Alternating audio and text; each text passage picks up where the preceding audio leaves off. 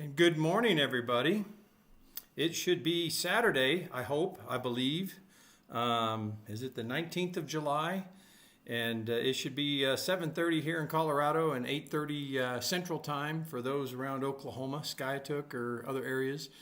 I say that jokingly, but at the same time a little serious because Tuesday I had knee surgery, knee replacement on my left knee. And so they took off almost 2 inches of bone and replaced it with a mechanical device, and it's supposed to be a lot better, and we will find out. Praise God for the technology that we have that makes us, allows us to continue and move forward in areas where maybe we were going to be constrained or restricted here in the physical world. So as we get started, let everybody get connected. This is Dream Big Today, right? Daily Bible study. Again, should be Saturday morning, Saturday, July 19th. See where we're at, see who's getting online. When we talk about today's Bible study, again, it seems like things come into order time and time again. It's going to be interesting as there's some good comparisons, I think, across the Old Testament and the New Testament as we cover First Chronicles and then we get into Romans. So as we get started, trying to look and see who's online, who we have. Does look like we're live, so we should be good to go. I'm hoping. We see. Every time I log in, I see something different, so I'm like, okay. Usually I see Elizabeth, and I say, well, I'm supposed to be online, and I see her. This is the first time I've taught in a while since, and the last time I had Leslie with me, which was a blessing. And it was kind of ironic because, you know, we went to Oklahoma City and I'm going to teach with Leslie. And it's like, okay, great. And she was busy, I was busy. And you know, we literally sat down about 30 seconds before going live and said, okay, what are your thoughts? Well, we'll find out, won't we? But it was a real blessing. And I like it because I like the concept of being able to share from different perspectives. When I teach, a lot of times I teach about the Rubik's Cube, because if you imagine a Rubik's Cube in your mind, there's actually 6 sides to the Rubik's Cube, but typically we live in this 3-dimensional world, and typically you can only see, at best case, 3 of the sides at any one point in time. So if you think about a 3D or a 3D perspective of the world we live in, this is why a police officer will show up to a road intersection where there's been a car wreck, and he'll have to go get witnesses from all different 4 angles and then piece together what the real picture was of what really happened. Because many times people are wanting to argue and they're only seeing one side of the facts. And you could be one side could be 1/6 of the facts, or best case could be up to 50% of the facts. So when Leslie and I sat down without any preparation, went through Bible study, it was great because she was coming at it from her perspective, I was coming at it from my perspective, but sharing is a good way of how we cover other perspectives and we get more out of the Word instead of exactly what we perceive by ourselves. And of course, when we pray for revelation and validation is when I find that the Lord reveals more and more about that Word. And it may not be something that we thought of initially ourselves. So with that, let's jump into 1 Chronicles 28. It's verses 1 through 29, and then we start into Chronicles 30. Let's see, to summarize where we are, and it's ironic because in the Bible, things can tend to be repetitious, right?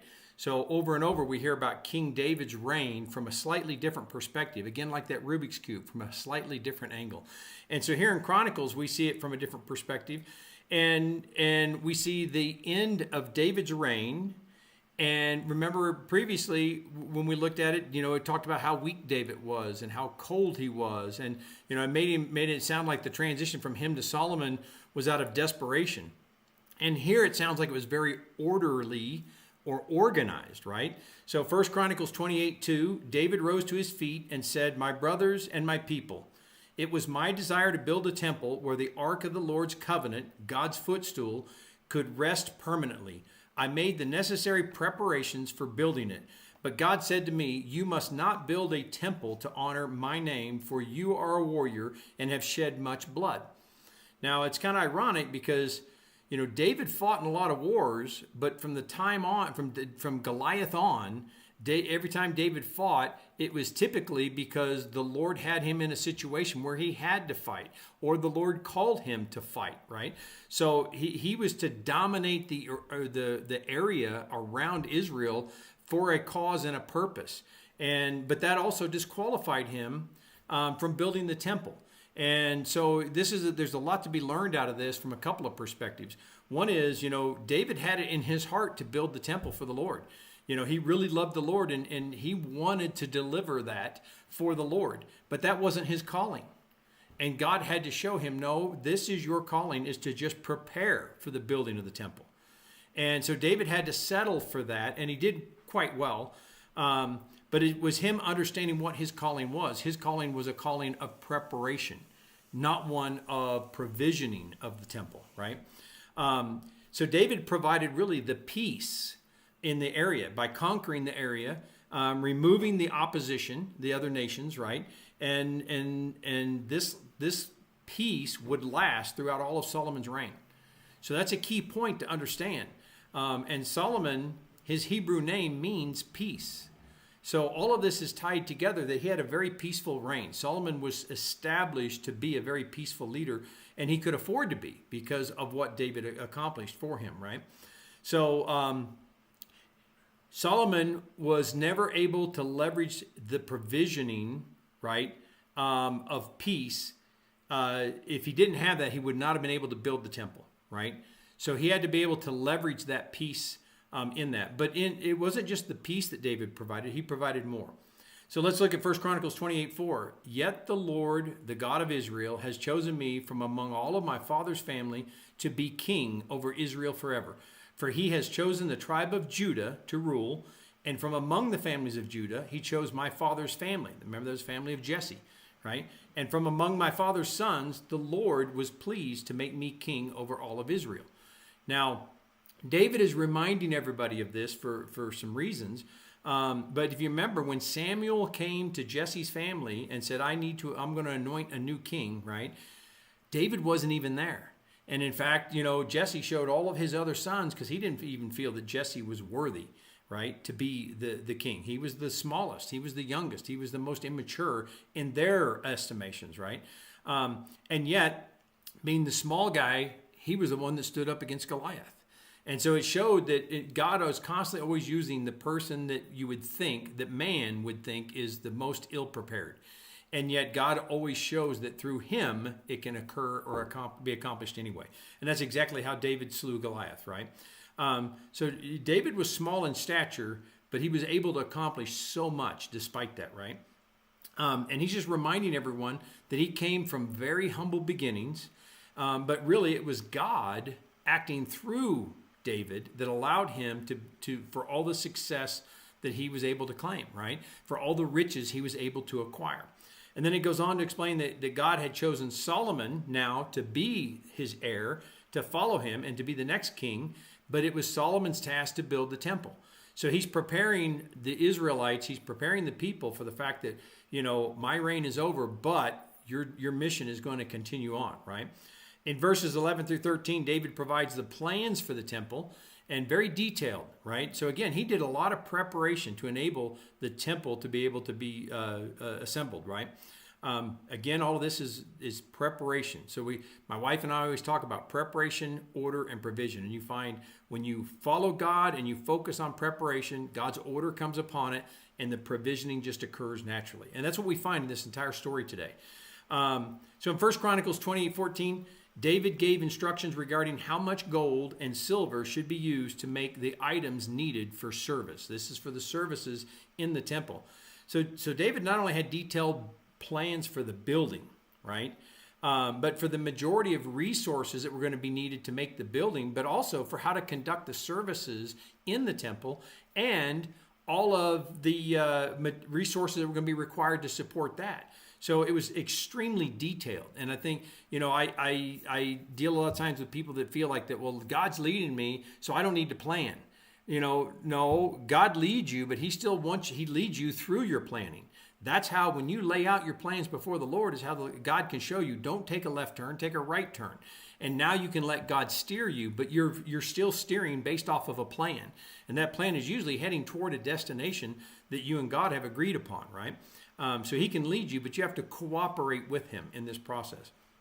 In Chronicles 29:4, I am donating more than 112 tons of gold. Now, this is kind of key, because one of the key resources that David was highlighting or providing is gold. And of course, we all look at gold as, this item or resource that's very valuable, and everybody, likes to admire gold and think about it. But is that man's thinking, or is that God's thinking? I mean, who put value on the value of gold is my question. And let's ponder that as we look forward. So David is donating 112 tons of gold. That's quite a bit of gold, right? In the New Living Translation, listed as 112 tons. In other translation, it breaks it down into talents, and talents are like 200 pounds each, and so it's many more. It's a larger number, but the calculations, and I worked for about 30 minutes with different types of calculations and variations, and it's hard to get an exact number because there's all kinds of interpretations. But the bottom line is, gold is roughly $97 million a ton in this day and age. And so just the gold that David provided was about $11 billion. Now, this was out of his personal treasury, right? And so this was from David alone. But he knew that wasn't going to be enough, but that was a good foothold to be able to start the process. So in Chronicles 29:5, the end of that verse, it says, "Now then, who will follow my example and give offerings to the Lord today?" And so he's leading by example once again and showing, here's what I'm putting forward, which was a big chunk, right?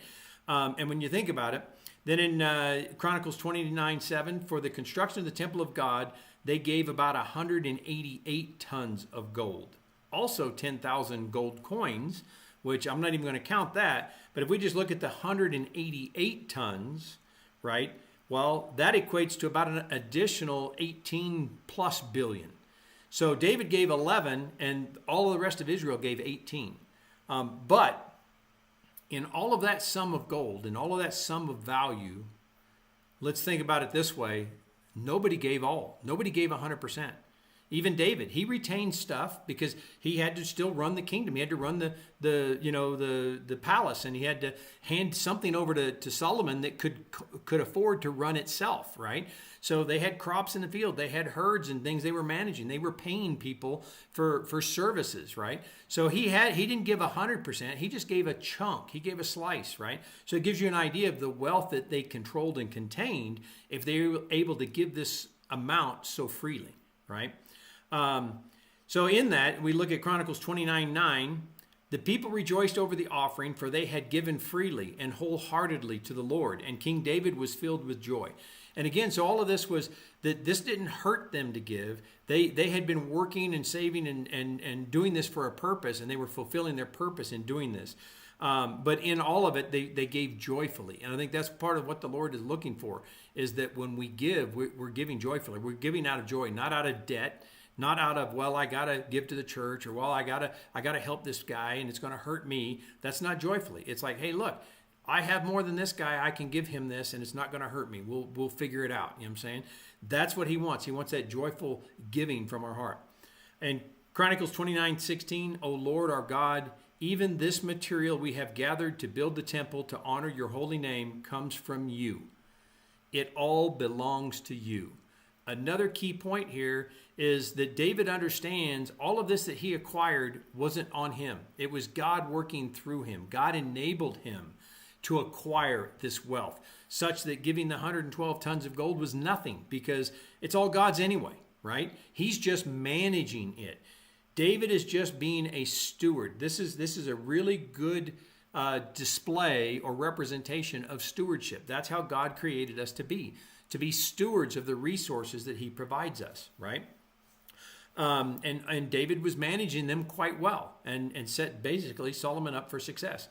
But a key point of understanding all of this wealth and money, and people will always, say, well, I always want to talk about wealth. I want to talk about money. I want to talk about business. It's like, well, that is life. And it's not that, to me, business is administration. It's the gift of administration. And administration is many times the lack of administration is why ministries fail. It's why families fail. It's why marriages fail. It's why businesses fail.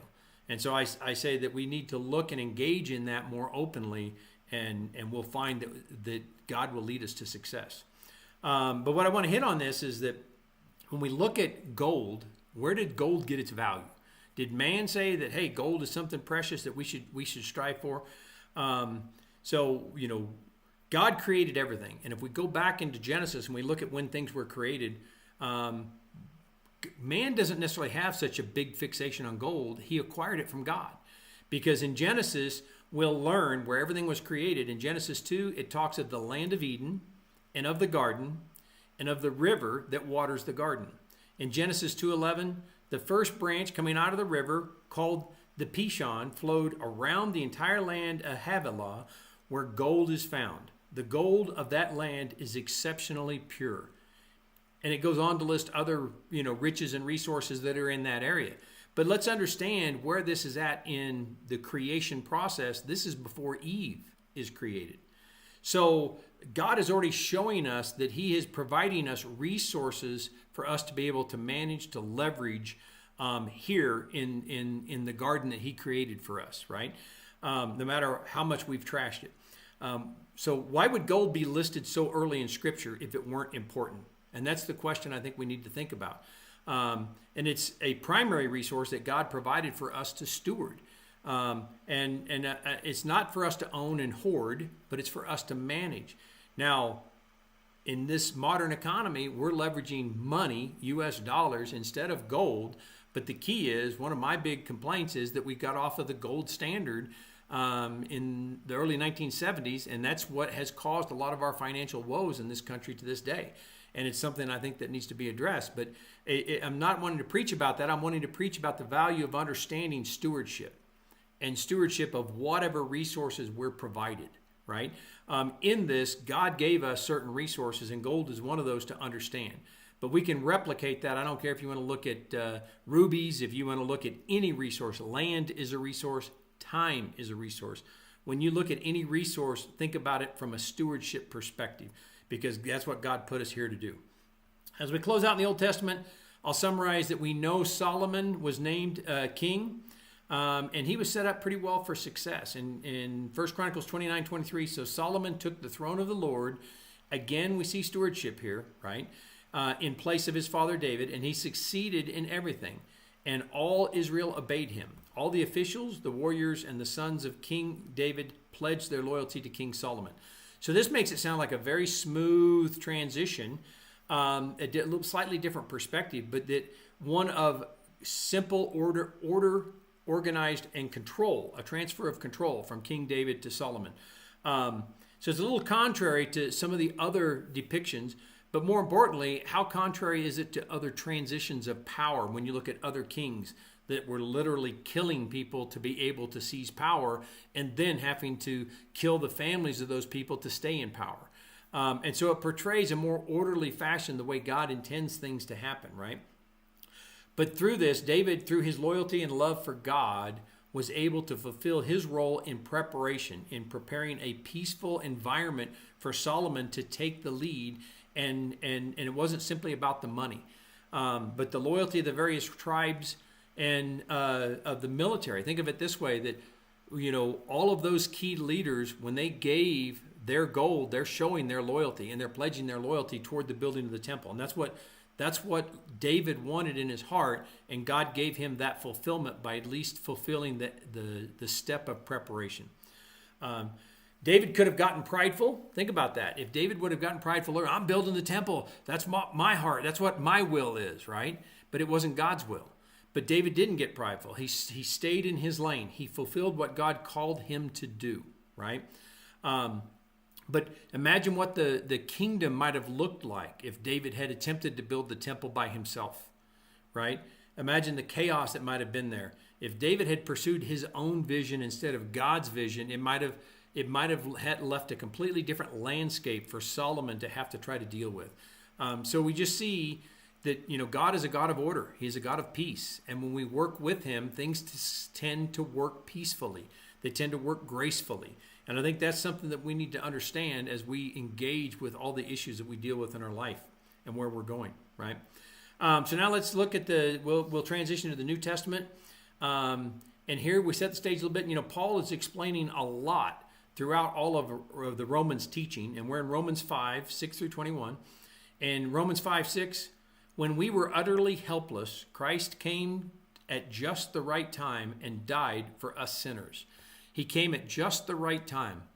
Kind of sounds like an orderly, graceful transition, doesn't it? And this is a little bit in your face right off the get-go about when you were utterly helpless, right? When we were utterly helpless, it's like, okay, so basically, think about total despair. And there's nothing we can do to save ourselves. We're in quicksand. We're about to go under, right? There's absolutely nothing we can do. And it's clarifying that there is nothing we can do ourselves to earn salvation, right? And they couldn't do it in the Old Testament, and we can't do it. It was all to prove that it can't be done. The Lord didn't save us because anybody earned it, right, or deserved it. He provided it through an act of grace, and that's something we need to understand.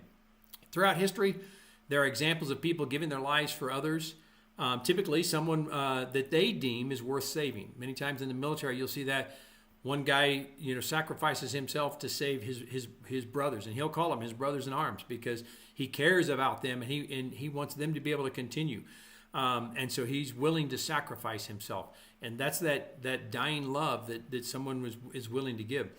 But it's kind of inconceivable that someone would sacrifice their lives in that case for their enemy. But that's really exactly what God did. And that's stated in Romans 5:10. For since our friendship with God was restored by the death of his Son while we were still his enemies, we will certainly be saved through the life of his Son. So now we can rejoice in our wonderful new relationship with God because our Lord Jesus Christ has made us friends with God. So it's really clarifying that, it's not because of the connection to us or that we've earned that respect that Jesus died for us. He died for us, and really we were his enemies. We're the sinners that, guess what, inflicted all the pain upon him. And he died for us anyway. So it's something to put it into perspective that no human has ever done that outside of Jesus. Jesus opened the door for each and every one of us to be able to connect directly with God. And I think that's something that as man tries to build religion, gets in the way, that you can only talk to God through me. And that has failed time and time and time again.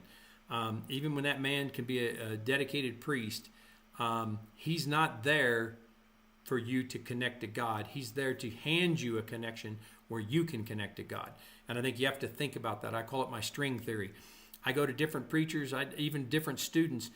Everybody I engage with, I will get a string, but it's not a string from me to them. It's a string from me to God that they've handed me. And that may be the revelation about a Bible verse. It may be, through them I see something that reminds me of a character in the Bible. But whatever it is, it's a string that allows me to connect to God and talk to God about that or through that topic. And I think that's a way we need to work, is to focus so that we're engaging directly with God and we're not looking at, let me go talk to my pastor. It's like, no, we're supposed to disciple from Jesus, right?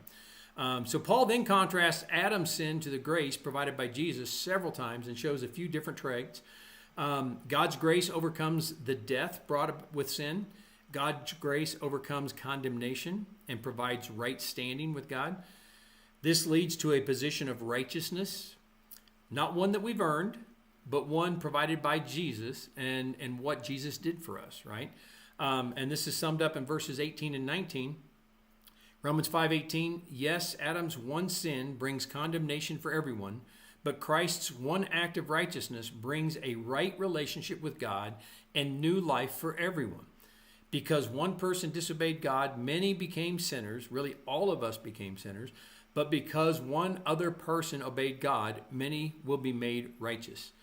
And we're righteous through Jesus, not because of us, right? And one final point is made concerning the purpose of the law, and this purpose was fulfilled by Jesus. And this is a very key point that is left out in so many teachings that different churches provide out there. So Romans 5:20, God's law was given so that all people, and when we say God's law, we're talking about the Old Testament, right?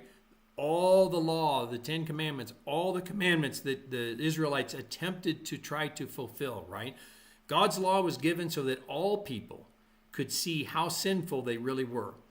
But as people sinned more and more, God's wonderful grace became more abundant. So in the same sense, think of it this way. If you've sinned this much, that's how much grace you need. If I've sinned this much, that's how much grace I need. But the reality of it is Jesus covers both, right? He covers it all. And it's not that I deserve more. If anything, I deserve less. But the reality of it is he covers all of it. And so it's not what your past is. It's not the amount or quantity of your sin, right? It's like, no, Jesus covers it all, okay? And I think that that's a key point that we need to understand. And the whole understanding of the law is to understand that, okay, I can account more sin to me, but it just means that Jesus is giving me more grace for it. And so I need to understand and appreciate that.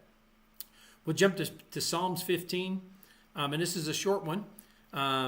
Verse 1, who may worship in your sanctuary, Lord? Who may enter your presence on the holy hill? And as we talk about that Old Testament, that law approach, look at what it lists. Note all the traits listed are based on some form of performance, right? So here's the most are listed. Blameless lives, those with blameless lives. Speaking truth, those that speak truth. Those that refuse to gossip. Those that keep promises even when it hurts. Now, these are great traits, and we should all strive for them, but this is attempting to earn salvation, right? And those that can't be bribed. And those are most of them, but there's others in there, but all of those are performance-based. That if you do these things, then you can come into the temple, then you can come in and you can praise the Lord, and maybe you can earn salvation. But guess what? You won't. Because you still got that little bit of sin that's not covered. And I think that's the key, is that's why Jesus had to come for all of us, right? So all these traits are wonderful. We should strive for them. We should strive to be that type of person. But we all can fail.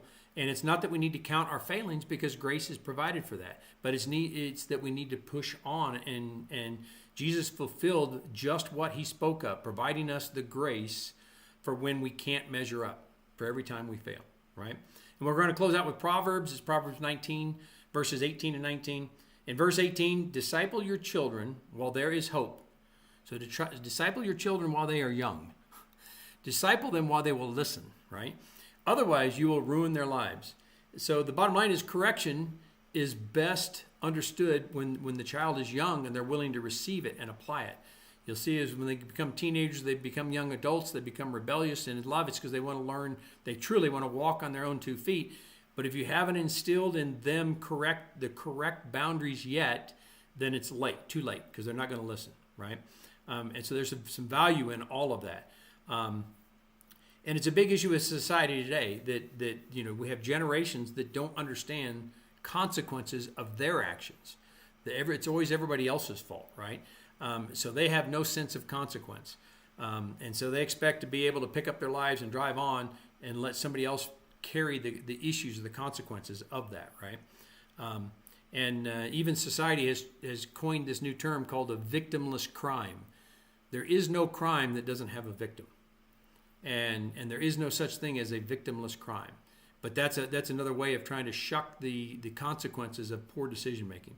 And in verse 19, it says, hot-tempered people must pay the penalty. If you rescue them once, you will have to do it again. And again, everyone must be able to at least see and weigh the impact of their decisions, those consequences, right? And own up to it and face it. When ignored, it just leads to repetition. They're going to do it again and again and again. And that's what we find is if there's not a consequence, if there's not a step or a correction, then it just becomes, they want to normalize non-normal behavior. Having a great temper always gets a person in trouble.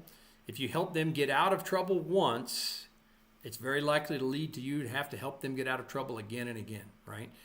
So many times it's kind of the old adage that when that rebellious son winds up in jail, sometimes letting him spend the night in jail is the best thing you can do for him, because now he has to understand there are consequences for his decisions. So it's a blessed day. I'm feeling good, not because of drugs, but because we've had a good day in the Word.